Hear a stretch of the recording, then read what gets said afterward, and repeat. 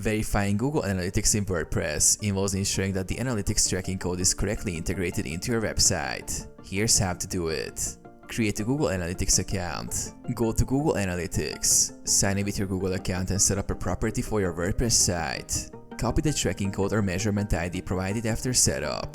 Add Google Analytics to WordPress. You can integrate Google Analytics using a plugin or manually. Using a plugin. Install a plugin like Sitekit by Google or Monster Insights. Authenticate your Google account within the plugin settings. Select your Google Analytics property, and the plugin will automatically add the tracking code.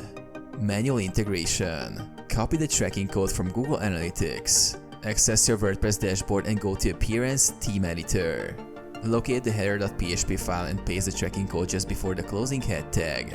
Save changes. Verify the integration.